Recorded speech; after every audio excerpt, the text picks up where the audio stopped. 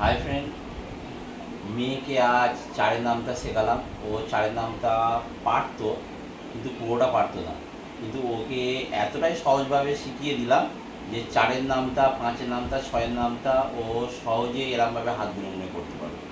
তা ও কীভাবে করছে তোমরা দেখে, যাদের বাড়ি বাচ্চা রয়েছে নামটা ভুলে যায় বারবার, তাদেরকে এই টেকনিকটা তোমরা শেখাতে পারো না। হুম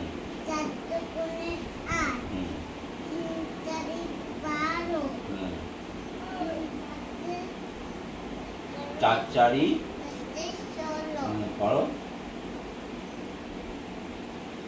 চার পাঁচা, চার পাঁচা, 16, 17, 18, 19, 20। হ্যাঁ, চার পাঁচা, হ্যাঁ 20,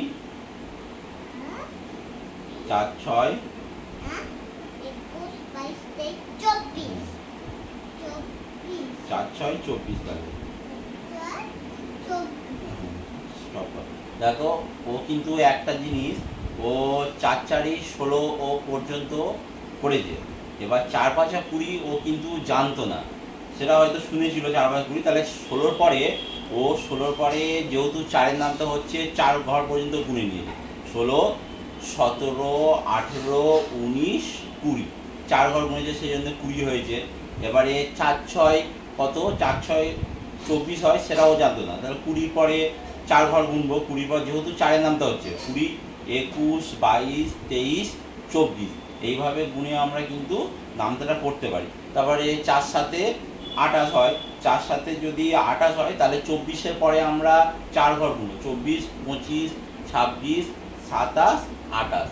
তারপরে 4 8 32, 28-এর পরে আমরা 4 ঘর গুনবো, যেহেতু চারের নামটা হচ্ছে 28, 29, 30, 31, 32। ও এইভাবে ও নামটা শিখলো।